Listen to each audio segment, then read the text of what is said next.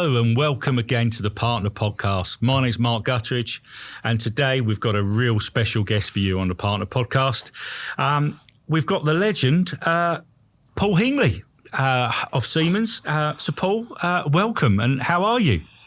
I'm very well. I haven't been called the legend before, but it's probably because of my age now that I get to legend status. That's probably why you call me legend? But no, thank you, and thank you for the welcome, and pleased to be here. That's absolutely great. So to get things going, I always ask my guests this question. You're hosting a dinner party. There's you and 4 guests. I'd like you to tell me who you'd like to invite. But the caveat is they've got to be famous and they could be dead or alive. So you've got, and because you've been older than around the block for some of us, like you just said, you might have a longer history. So, yeah. So who would you invite to your dinner party, Paul? Who would I invite? That's a good question. Sir Alex Ferguson would be one. Yep. Stevie Bull would be the other of the mighty Wolves. England international as well, if I remember. That would be my football ones. Yeah. Cricket, Ian Botham. Yeah. And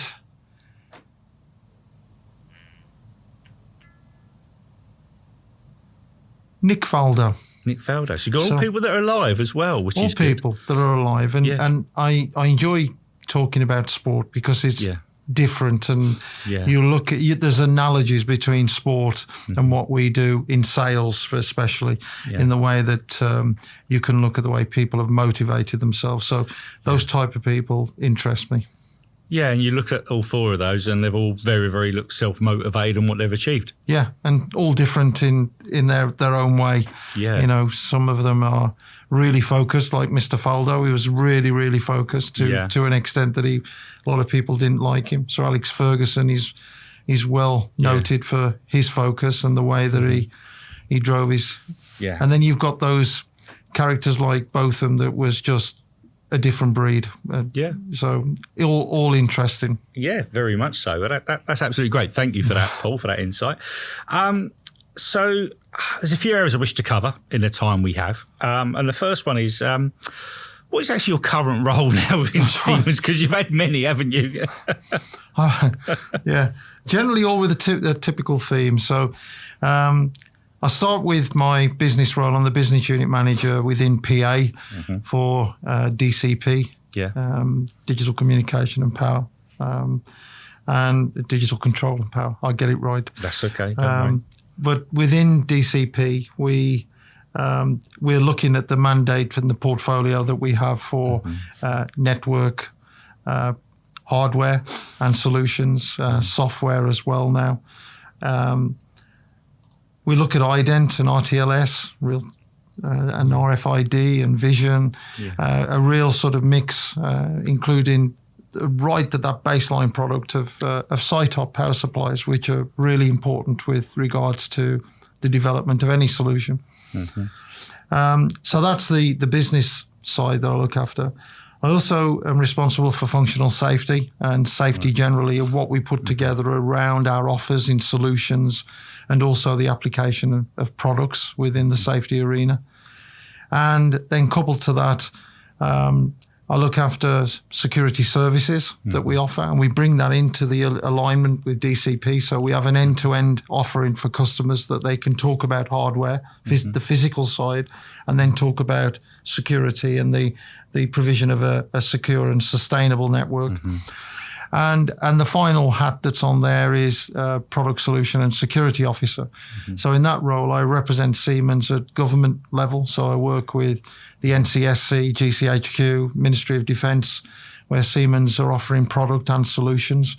And I do that for the UK and Ireland and various other countries as well that are English speaking. And some of them used to be part of, or still are part of, the Commonwealth.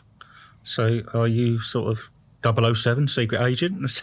No. I meet a lot of people from His Majesty's secret services. Not what you actually think they are. Yeah. The best one ever was in London some years ago. We had a meeting, and a lot of the the meetings were around the tube stations. Yeah. So I came out and went into this building, which was no signs, nothing. Walked in there and they asked me if I wanted a cup of coffee. So I went in, and this was an operational centre in the city of London. And there were two ladies knitting. And you look at it and you think, this is surreal. You have this concept, as you said, 007 and the flash cars and the speedboats and so on. Yeah. And there's these two mature ladies who were knitting and talking about their grandchildren.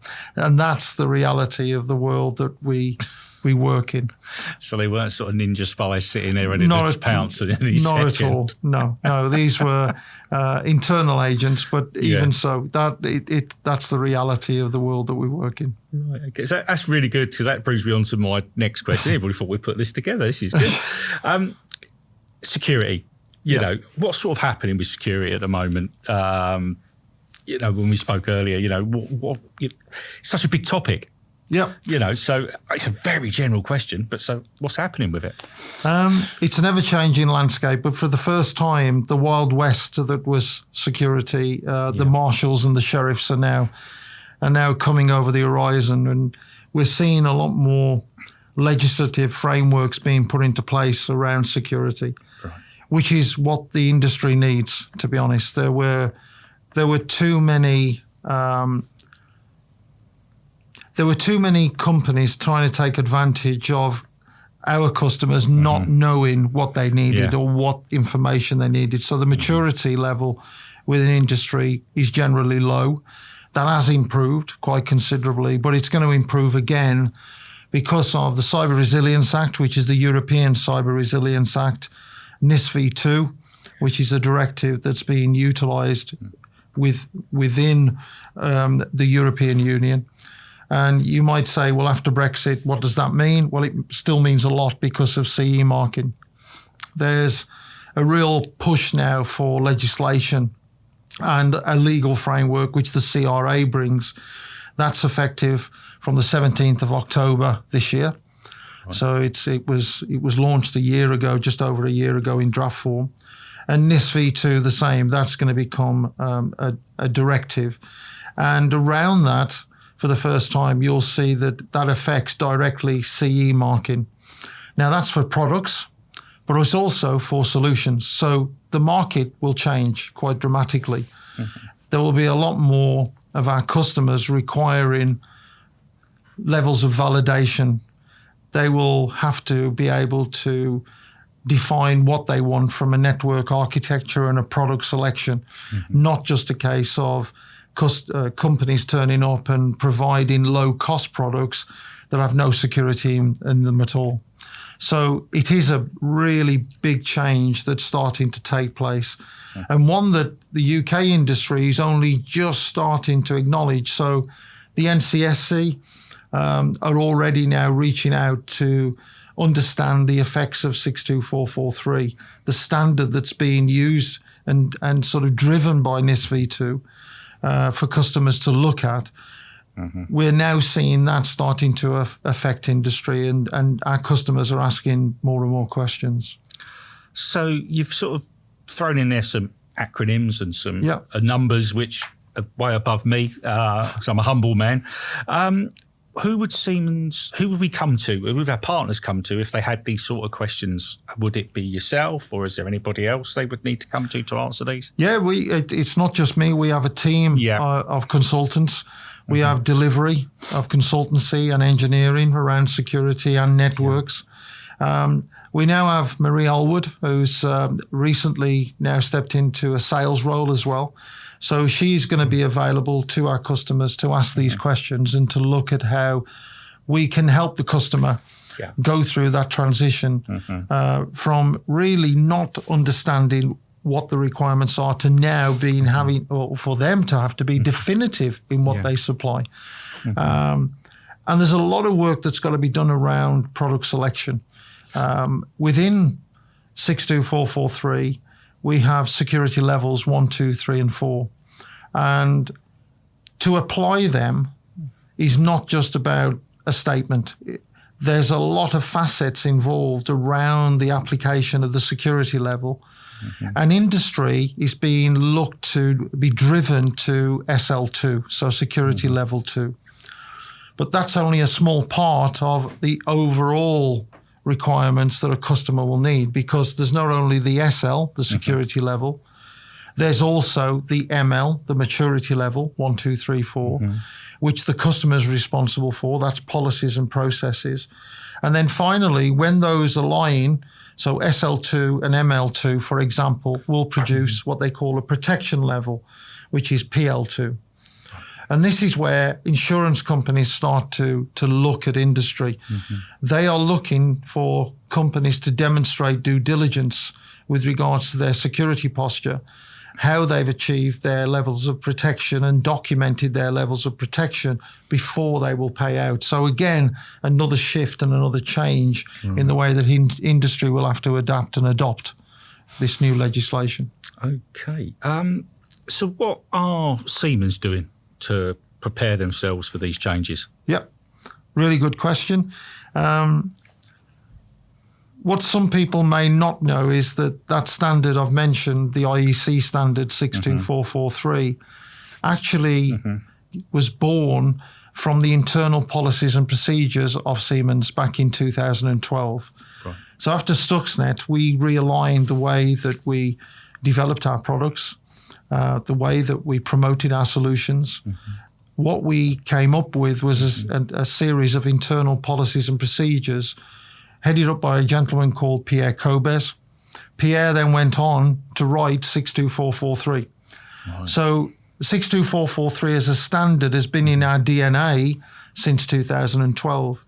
As it matured into a standard, 2014 to 16, we were already undertaken a lot of those policies and procedures within Siemens. So we're the only manufacturer, industrial control manufacturer out there that has our own product cert, for example.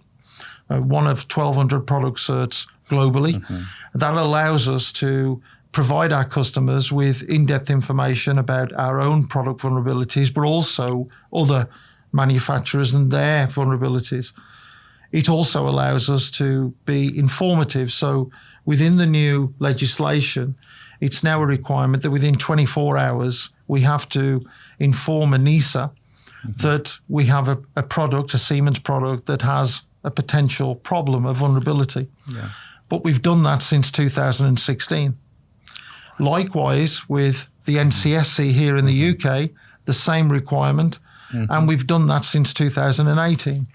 So we're already, as Siemens, in a good place.